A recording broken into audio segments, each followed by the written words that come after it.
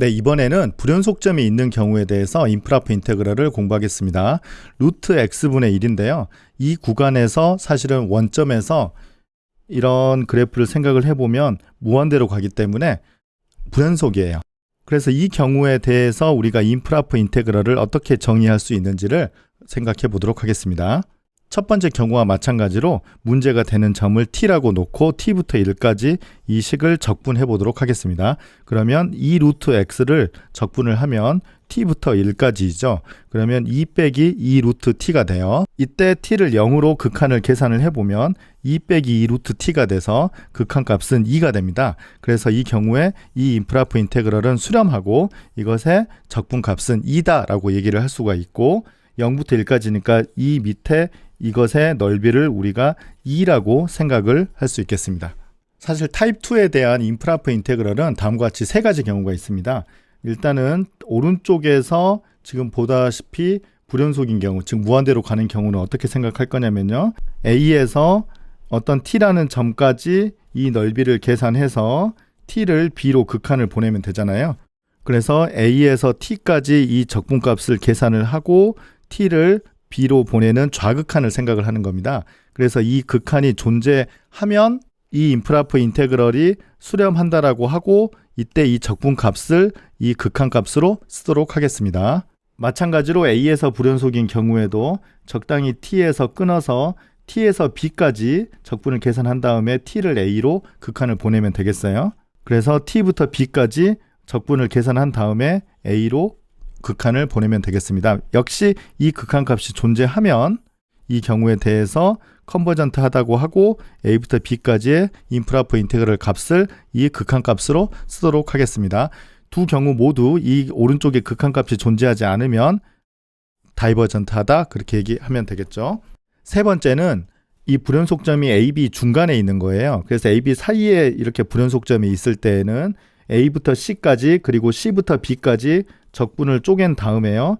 이 두 개의 적분이 모두 다 수렴하면 우리가 이 임프라프 인테그럴이 컨버전트 하다라고 그렇게 얘기를 하고 이것의 적분값은 이 두 적분값의 합으로 표현을 하도록 하겠습니다. 그런데 이 경우는 A부터 C인데 C가 지금 이 경우니까요. 이때는 첫 번째 경우에 해당되고 이번에는 문제가 되는 점이 아래에 있으니까 위에서 설명한 두 번째 경우로 계산을 할 수 있겠습니다.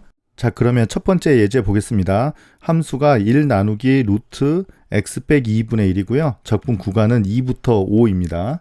당연히 이 근처에서 분모가 0으로 가서 이 전체가 무한대로 가겠죠. 그래서 이 때문에 우리가 임프라프 인테그럴이 되겠죠. 그래서 이 대신에 t를 대입하고 t부터 5까지 이 함수를 적분을 먼저 해보도록 하겠습니다. 그러면 이 함수는 엔티 데리버티브 펑션이 2 루트 x 빼기 2죠. 그래서 t부터 5까지 적분을 하면 5를 대입하면 2 루트 3 그리고 t를 대입하면 마이너스 2 루트 t 빼기 2가 되죠. 이때 t를 2로 이렇게 극한을 보내는 거잖아요. 그래서 이 극한을 계산을 해보면 이 뒷부분이 다행히도 0으로 수렴합니다. 그래서 이 극한 값은 2 루트 3으로 이렇게 수렴하죠. 그래서 이 함수의 임프라프 인테그럴은 컨버전트하고 그것의 적분 값은 2 루트 3이다. 이렇게 쓰면 되겠습니다. 네, 이번 예제는 우리가 적분할 함수가 시컨트 x인데요. 시컨트 x는 코사인 x분의 1이기 때문에 0에서는 문제가 없는데요. 2분의 파이에서 분모가 0이 돼서 이 2분의 파이 근처 때문에 우리가 임프라프 인테그럴이 되겠습니다. 그래서 적분을 0에서 t까지 시컨트 x를 먼저 적분을 하는 것이죠. 그런데 시컨트 x는 우리 앞서 공부할 때 거의 공식처럼 기억을 해두라고 했었잖아요. 로그의 절대값 시컨트 x 더하기 탄젠트 x가 됩니다. 그래서 0에서 t까지 계산해보면요. t를 대입한 값이고요. 0을 대입하면 코사인 0이 1이니까 이 값은 1이 되고 여긴 0이 돼서 로그 1이 되죠. 그래서 0을 대입하면 0이니까 이 값만 남게 되겠습니다. 그런데 이제 극한을 우리가 계산하는데 t가 2분의 파이보다 작으면서 2분의 파이로 가니까 코사인 t 같은 경우는 0으로 가는데 양수면서 0으로 가는 거잖아요. 그래서 시컨트 t는 플러스 무한대로 가는 것이고 2분의 파이로 갈 때 탄젠트 t도 플러스 무한대로 가니까 전체는 플러스 무한대로 간다라고 할 수 있겠습니다. 그래서 시컨트 x 같은 경우는 수렴하지 않고 발산한다. 네, 그렇게 쓰면 되겠습니다. 이번에 볼 함수는 x의 p승분의 1인데요. 앞서 x의 p승분의 1에 1에서 무한대까지의 임프라퍼 인테그럴은 수렴할 필요 충분 조건이 p가 1보다 크다라고 했었어요. 근데 이번에는 적분 구간이 1에서 무한대가 아니라 0에서 1입니다. 물론 이제 1은 문제가 안 되고요. 이 0 근처에서 이 분모가 0으로 가기 때문에 전체가 무한대로 가죠. 그래서 0 근처에서 임프라퍼 인테그럴을 우리가 고민해야 됩니다. 그런데 앞서 한 것처럼 p가 1인 경우와 1이 아닌 경우로 나눠야 됩니다. 그 이유는 엔티디리버티브 펑션이 달라서 그렇죠. 먼저 p가 1일 때는 여기다 1 대입하면 x분의 1이 되고요. t에서 1까지 적분을 해보면 이 값은 마이너스 로그 절대값 t가 돼요. 그런데 t가 0 플러스로 이렇게 다가가면요. 로그 t라는 것의 그래프가 이렇게 생겼기 때문에 t가 0 플러스로 가면 로그 t는 마이너스 무한대죠. 그래서 마이너스가 있으니까 플러스 무한대라고 쓰면 되겠습니다. 그래서 0부터 1까지 x분의 1의 임프라퍼 인테그럴은 다이버전트합니다.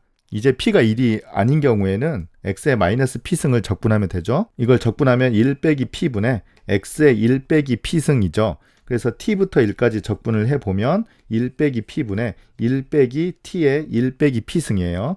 그런데 t가 0으로 갈 때 극한이니까요. 이게 0으로 가는 거잖아요. 이때 극한이 수렴하려면 이 부분이 0보다 크면 수렴할 것 같아요.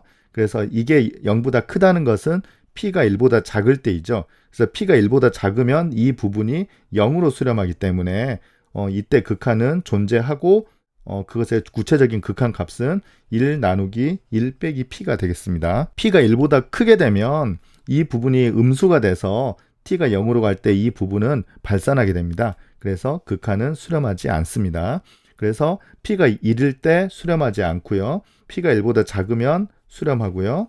p가 1보다 크면 수렴하지 않기 때문에 이 임프라퍼 인테그럴이 수렴할 필요 충분 조건은 p가 1보다 작습니다. 그래서 1에서 무한대와는 이 p의 부호가 완전히 반대이기 때문에 이 두 가지를 서로 비교해서 잘 기억을 해야 될 것 같습니다. 네, 이번에는 0부터 3까지 적분을 하는데요. 이 p적분 함수의 불연속점이 이 끝에 있지 않고 이 적분 구간 내부에 있는 경우에 어떻게 다뤄야 되는지를 공부하도록 하겠습니다. 첫 번째는 잘못된 풀이를 먼저 보여줄 건데요. x-1분의 1을 우리가 적분하면 로그 절대값 x 빼기 1이 되니까 0부터 3까지 적분한다라 하면 3을 대입하면 로그 2가 되고 0을 대입하면 로그 1이니까 답은 로그 2이다. 이렇게 쓰기 쉬운데요. 이 p적분 함수가 1에서 불연속 함수이기 때문에 이렇게 적분할 수 없다는 것을 반드시 조심해야 되겠습니다. 그러면 이 경우에는 어떻게 하느냐면 1에서 불연속이기 때문에 1을 기준으로 이 적분식을 나누는 겁니다.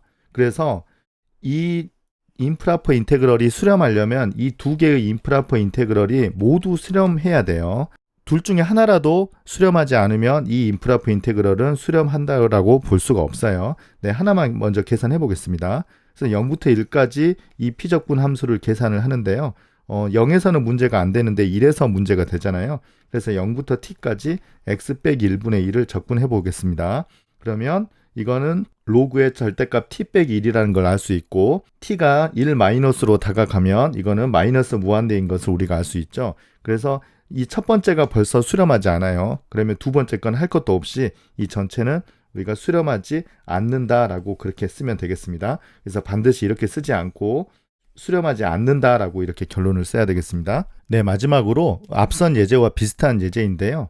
x분의 1에 마이너스 1에서 1까지 정적분을 해보라. 그리고 이게 수렴인가 발산인가를 물어보면요. 앞선 것처럼 반드시 이렇게 두 가지 경우로 나눠서 모두 다 수렴인지를 확인하면 이때 우리가 이것을 수렴이다라고 쓰는 겁니다. 그런데 이건 이제 앞서 한 것처럼 이게 로그 x가 되기 때문에 이건 수렴하지 않거든요. 물론 이것도 해보면 수렴하지 않아요. 발산이에요.